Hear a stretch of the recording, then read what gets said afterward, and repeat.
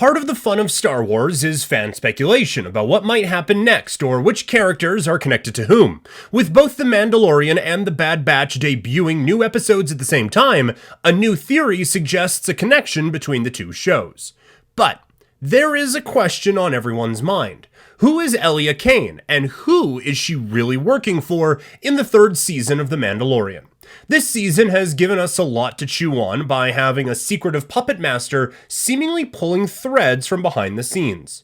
We are going to talk about a character who reappeared in the most recent episode, Chapter 19, The Convert. We're talking about Communications Officer Lieutenant Elia Kane, aka Amnesty Officer G68, and how her allegiance might play into the rest of the season. To get further into this, we're going to have to discuss The Mandalorian latest chapter at length, so if you have somehow not caught up yet, it's probably best you do so now, and obviously, spoilers ahead. Back to who Lieutenant Elia Kane might be working for. The bulk of this episode follows Dr. Penn Pershing adjusting to his new life as Amnesty Officer I-52, following his stay at the Reintegration Institute. Now, this allowed former members of the Empire to contribute to the New Republic ostensibly to give them a second chance, and use their knowledge to rebuild the Republic in the days after the fall of the Galactic Empire. There, he meets another familiar face from Moff Gideon's ship, Elia Kane.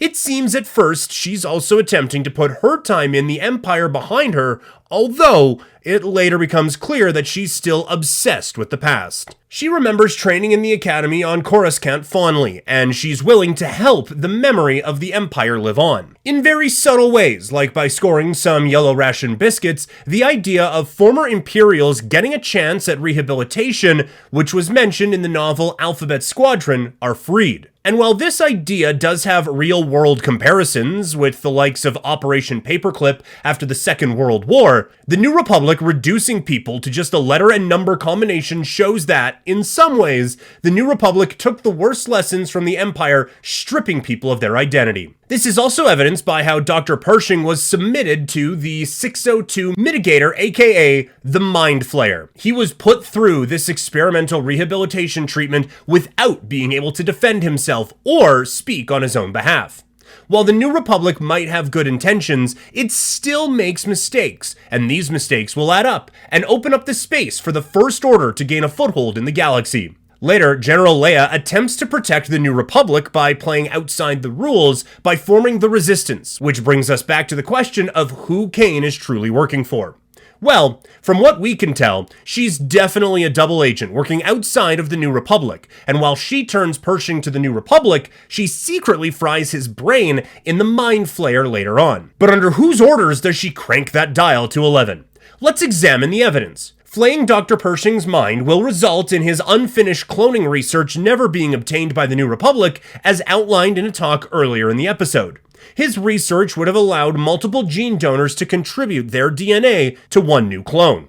The end result of this most likely is to create some sort of Force-sensitive clone, thus feeding Pershing's desire to use baby Grogu in his experiments. It's easy to see why an escaped Moff Gideon or nascent First Order wouldn't want this information to get out in the animated series.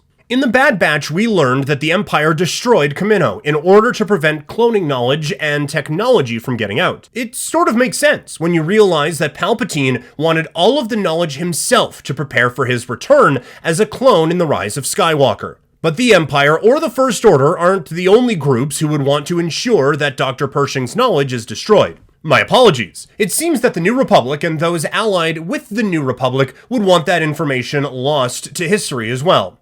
And while the New Republic wouldn't sign off on purposefully flaying Pershing's mind, they'd only do it accidentally, or who knows, maybe a group of Vigil Atlantis would. Anyway, during the episode, Kane obtains Pershing's trust by convincing him that playing outside of the rules that have been set for him by the struggling New Republic will actually help the New Republic in the long run.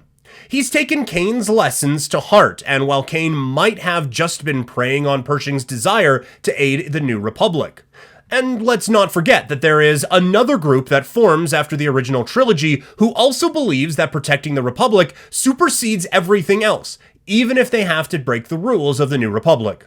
To accomplish this, Kane fried Pershing's brain at the behest of what can only be the Resistance. The decommissioning of the Alliance fleet that gets mentioned in this episode was a catalyst that paved the way for the formation of the Resistance. And, not to mention, when they visit Mount Umate, the background music is March of the Resistance from John Williams' brilliant soundtrack.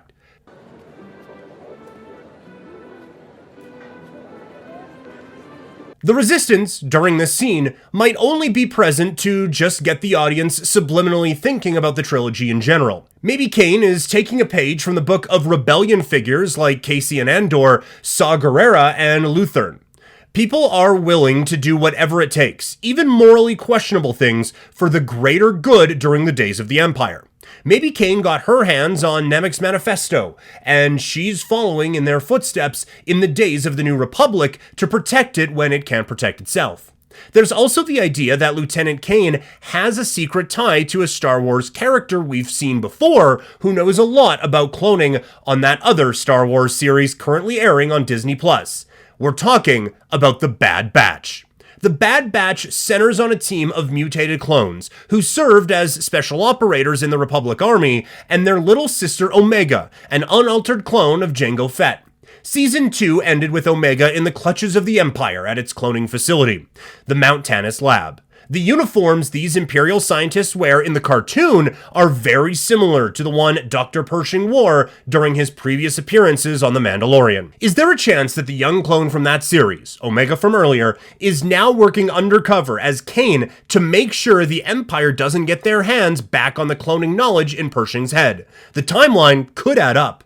If Elia Kane was a grown-up Omega, as many Redditors think she might be, it's possible that she was in the Empire working undercover. What Kane did to Dr. Pershing was cruel, but not wholly unbelievable if the Imperial cloners killed her brothers. However, the Season 2 finale of The Bad Batch offers another scenario that makes this Star Wars theory a little more plausible.